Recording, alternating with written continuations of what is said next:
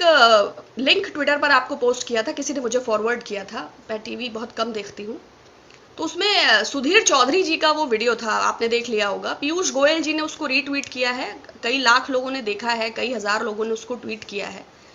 तो उसमें 2014 का एक वीडियो है, सॉरी 2014 नहीं, उनका कहना था कि लॉकडाउन फेल हो जाता अगर मोदी जी की ये योजनाएं ना होती। 2014 के पहले सोशल डिस्टेंसिंग का पालन नहीं हो पाता। इस समय जो हम पालन कर पा रहे हैं उसमें शौचालयों का बहुत बड़ा योगदान है। दूसरा सवाल, क्या भारत, उन्होंने 5 प्रमुख सवाल पैदा करे सुधीर चौधरी जी ने, कि अगर 10 करोड़ घरों में शौचालय ना होता, अगर घरों में 8 करोड़ घरों में गैस चूल्हा ना होता, अगर 2 करोड़ परिवारों के पास मकान ना होता। देखिए कितने गंभीर क्वेश्चन है इस कोरोना वैश्विक संकट के समय, जबकि देश आपदा महामारी से जूझ रहा है। तो देखिए सुधीर चौधरी जी ने कितने वाजिब सवाल उठाए हैं। घरों में यदि शौचालय ना होता, बिल्कुल बहुत इंपॉर्टेंट बात है ये। 8 करोड़ घरों में गैस चूल्हा ना होता। आपको पता होगा कि 7 से 8% लोग ही अपने सिलेंडर्स को रीफिल करा पाते हैं। शेष सबने बांध के या तो टाड़ पे रखा है या बेच दिया है। बल्कि महोबा के गांव में किसानों का यह भी कहना था कि 1 लीटर मट्टी का तेल मिलता था, जिसकी ढिबरी में हमारे बच्चे पढ़ते थे। वो मट्टी का तेल भी बंद हो गया, और चूंकि हमारे पास रोजगार नहीं है तो सिलेंडर रिफिल कराने का तो कोई प्रश्न ही नहीं उठता। रोजगार हो तो सिलेंडर हो। दूसरी चीज, अगर 2 करोड़ परिवारों के पास मकान ना होता, इंदिरा आवास योजना का नाम बदलकर प्रधानमंत्री आवास योजना कर लेना, निर्मल भारत को स्वच्छ भारत कर लेने से योजनाएं मौलिक रूप से आपकी नहीं हो जाती। Stop this cut, copy and paste and it won't suits you as well. अगर 18,000 गांवों में बिजली ना होती, यह भी बड़ा कठिन प्रश्न है।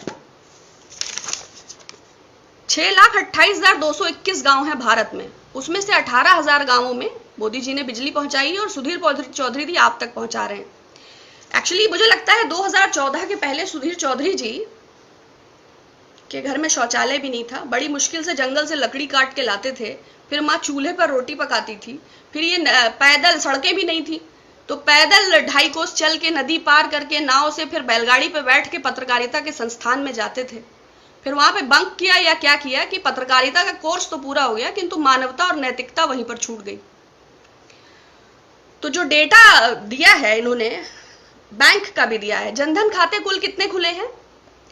अगर आप जाएंगे तो जनधन की वेबसाइट पर ही ये मेंशन है कि 22% खातों में तो फूटी कौड़ी भी नहीं है, बाकी खातों की भी क्या स्थिति है वो उसमें दिया हुआ है। रिफिल का मैंने आपको बता ही दिया। बिजली का 18,000 गांव भी मैंने आपको बता दिए। 1947 में जब भारत आजाद हुआ तो 1500 गांव विद्युतीकृत थे।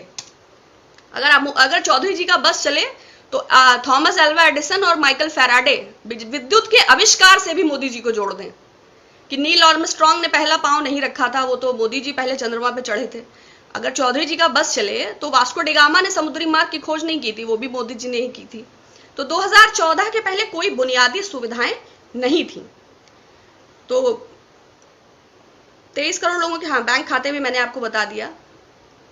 बैंकें कैसे बनी थी वैसे चौधरी जी? बैंकें नहीं होती तो क्या शौचालय में पैसा जमा करवाते?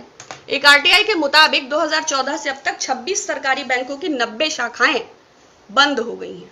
और बैंकिंग व्यवस्था पे ज्यादा बात करेंगे तो समय बीतता चला जाएगा, क्योंकि सबसे ज्यादा दुर्गति अगर कोई है तो बैंक कर्मियों की। देश सेवा के नाम पे नोटबंदी के समय उनके जो हालात हुए, और आज 17,500 रुपए में वो देश के, दुनिया के, देश भर के हिस्सों में किस तरह अपनी नौकरी कर रहे हैं, ये तो बस बैंक कर्मी ही जानते हैं। तो बैंकों की तो बात मत करिए। सिलेंडर और खाता और जनधन और विद्युत और परिवारों के पास मकान, तो बुनियादी सुविधाएं भी 2014 के पहले सुधीर चौधरी जी को उपलब्ध नहीं थी। ये बहुत प्रख्यात पत्रकार हैं। अगर आप विकिपीडिया पे जाते हैं तो आप पाएंगे कि जो है इनका राशि जो है वो मिथुन राशि है।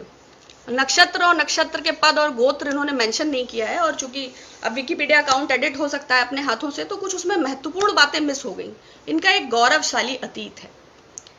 2012 में जिंदल स्टील्स प्राइवेट लिमिटेड से 100 करोड़ रुपए extortion money, 100 crore extortion money, extortion समझते हैं?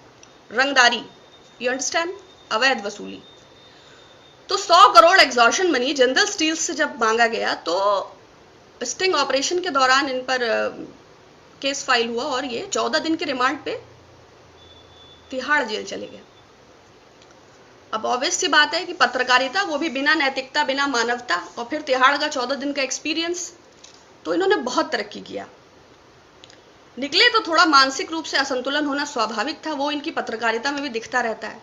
बगदादी और गद्दाफी और पत्थरबाजी और खलीफा, उससे बाहर निकल नहीं पाते हैं, लेकिन खैर इट हैपेंस। तो 2012 का जो भी एग्जॉर्शन का केस था, बट अभी जो इनके टाइमलाइन पे जो ट्वीट पिन है, उसमें भारत के प्रधानमंत्री और अमेरिका के राष्ट्राध्यक्ष के साथ उनकी सेल्फी सुशोभित हो रही है। तो आप सोचिए, देश की दुनिया की दो ताकतवर हस्तियों के बीच में बैठ के सेल्फी ले रहे हैं, तो कितने ताकतवर पत्रकार हैं।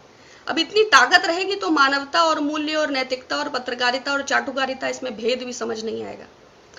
तो इनके 2014 की बुनियादी हम लोग जो बातें कर रहे थे, 2005 से 2014 के बीच, देखिए अगर हम 1947 से जोड़ेंगे ना, तो हम हर अगले दिन सबल हुए हैं।